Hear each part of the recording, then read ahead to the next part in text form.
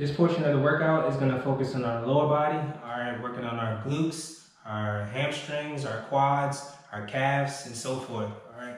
For those who are experiencing issues with the lower body, no worries, we do have a prop here, which will enable us to have some support, all right, so that we're not re-aggravating any issues that are lingering with your lower body, all right. So like I said, we're going to start off with squats. Proper technique and form is very, very important.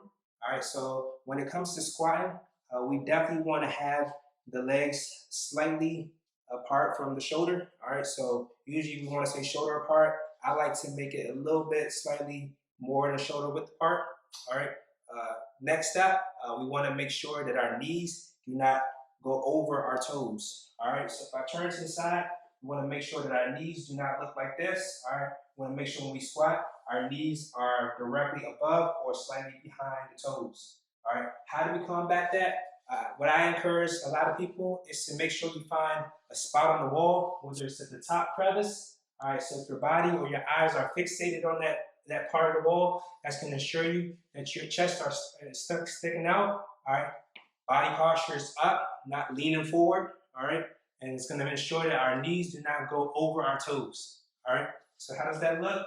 I'm going to fixate on the part of the wall directly ahead of me. All right, chin up. All right, chest out. All right, squat position. All right, the lower you go, the more intense it will become. All right, so you can either go as low down here, where we're sitting in the bucket stance, chest up, head up, chin up, we're coming up. Breathe. All right, what we do not want to do when we come up, we do not want to lock our knees out. All right, we still want to have a slight bend in our knees. Also, when you're pushing up, we want to push up on the heels of our feet, never on the toes, because we don't want to lean forward. Right? Pushing up on our heels. All right. So down, up, down, up, down, up. For those who want to use the chair as a prop, it's totally fine. This time, what we're going to do, we're going to keep the same concept, same technique. All right. Shoulder width slightly apart from shoulder width apart. All right. Chest out. All right. With this time, we're going to sit back on the chair. All right. So we're going to sit down, explode up. Sit down, explode up. Sit down, explode up. All right. Let's give it a try.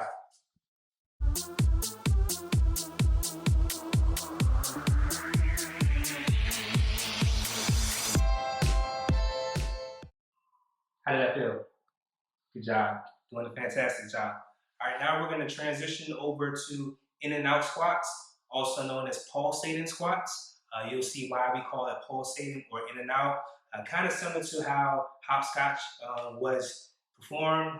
If your kids are doing it today, if you did it when you were kids, bring us back some memories of how we played hopscotch.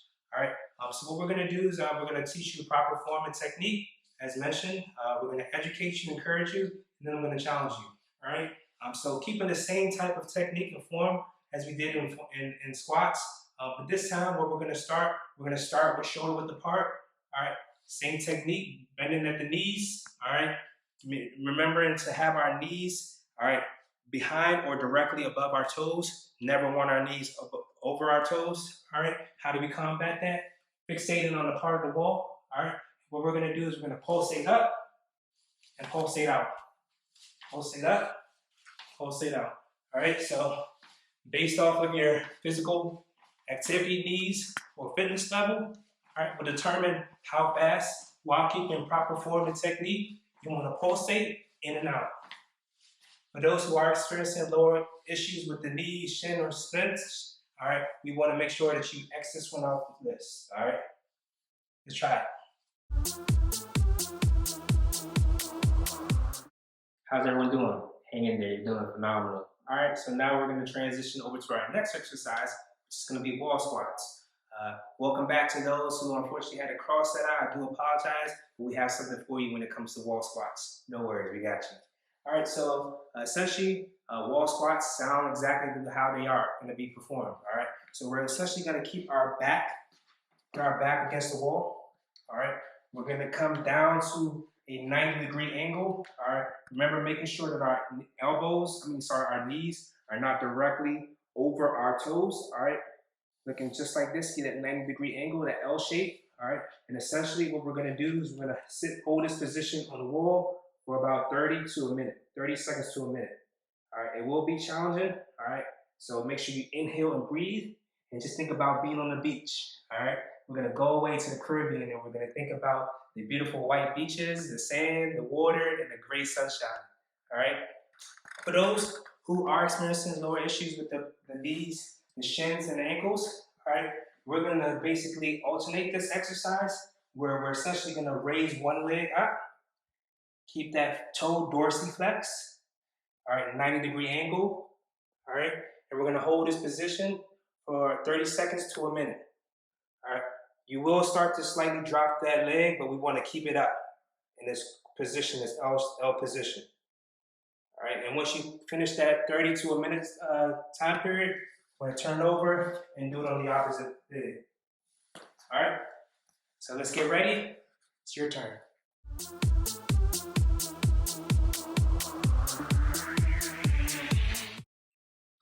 How's everyone doing? Doing great. You look phenomenal. All right.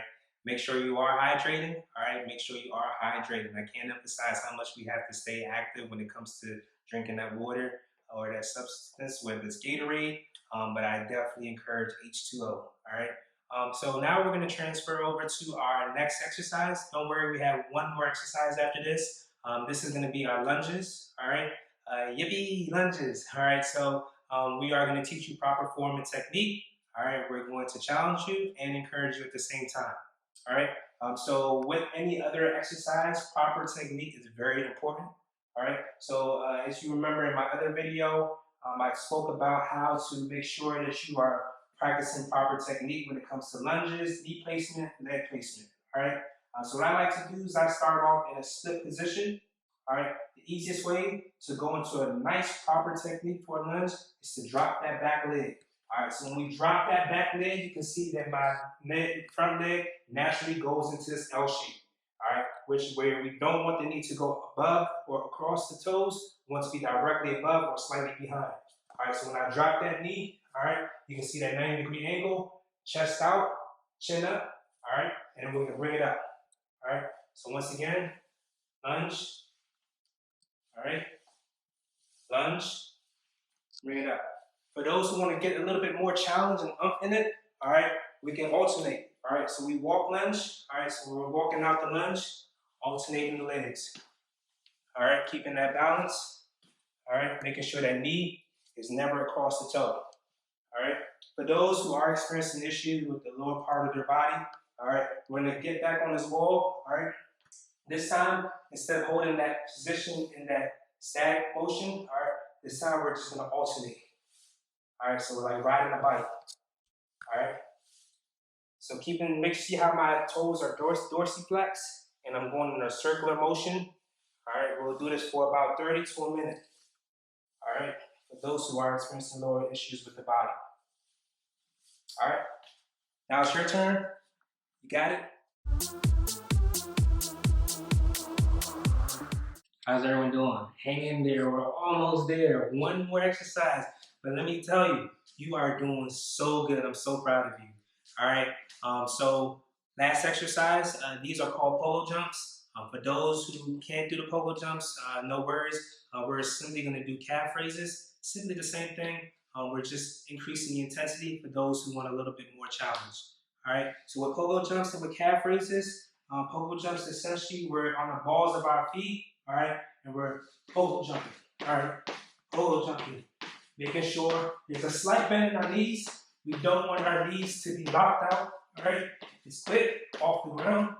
All right, you can usually do these for about 30 to a minute. All right, polo jumping. Simply like a kangaroo.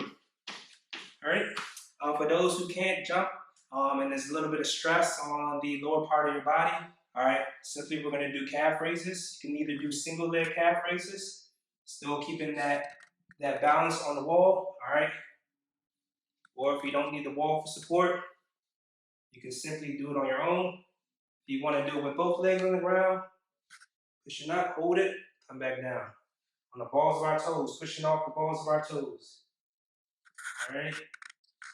Notice how my heel comes off the ground. all right? And slows back up. All right, now it's your turn. Let's give it a try.